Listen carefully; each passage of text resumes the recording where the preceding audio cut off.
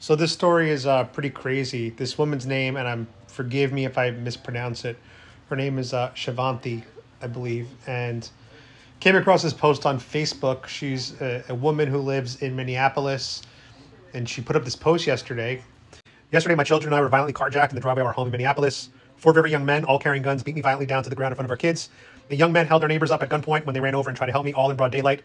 Look at my face in the picture. This is the face of a mother who had the shit beaten out of her. A mother whose only thought was, let me run far enough and fight hard enough so that my kids have a chance to get away. This is the face of a mother who just listened to her 4-year-old daughter screaming nonstop, her 7-year-old son wailing for someone to come help her because bad guys are murdering his mama in the backyard, her neighbors screaming in outrage, all while being beaten with guns and kicks and fists. I have a broken leg, deep lacerations on my head, bruising and cuts all over my body.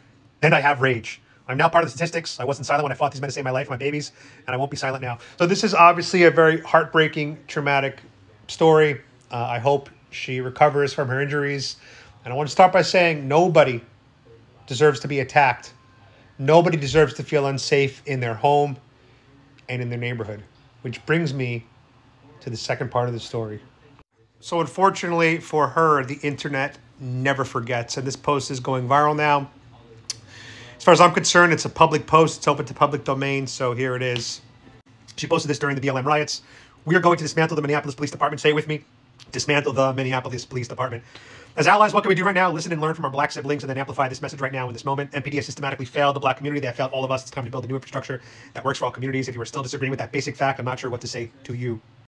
So as a result of the efforts of activists like Shivanti, the research is pretty clear. The Minneapolis police force was depleted by nearly 40%, and a lot of officers have quit, retired, and also people across the country found being a police officer less desirable of a career because of the hatred of police pushed by mainstream media as well as activists on the left. Now, again, I want to reiterate, nobody deserves to be attacked or brutalized in their own home, in their own neighborhood. And this is exactly why us on the right wing not only back the blue, we believe in appropriately funding the police. A lot of us actually want to see more funding so that police could have better equipment, better body cams, more training. I hate to say that you get what you vote for, but this is the direct result of voting for Democrats and voting for radical progressives. You know, your rhetoric from the left to fund the police, ACAB, all the things that you guys said does impact you in your neighborhood. And when you have liberal DAs that want to release criminals back onto the street or have things like no cash bail, this is the only realistic outcome. So I really, once again, I hope Shivanti recovers from her injuries. I hope they catch the criminals that beat her and traumatized her kids. I hope her kids recover because that could be very emotionally traumatizing. And maybe, just maybe, this experience will red pill her and she'll consider voting for Republicans. You know, again, there are a lot of issues that people vote on.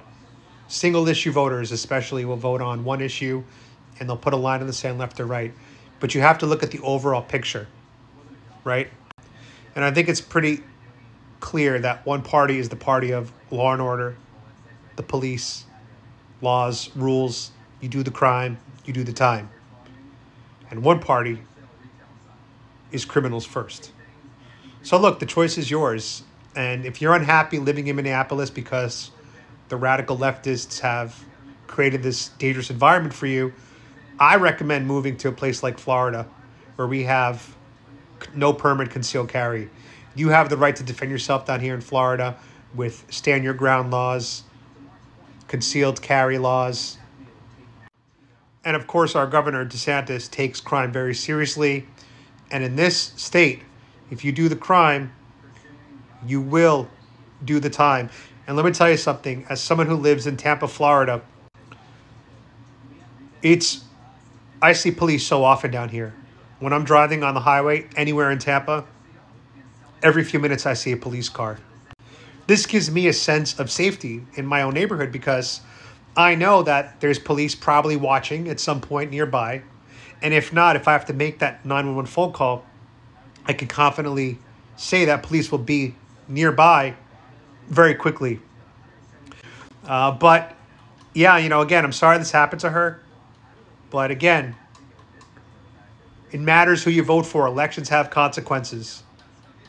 So I hope she becomes a future Republican. I hope her family recovers. God bless Trump.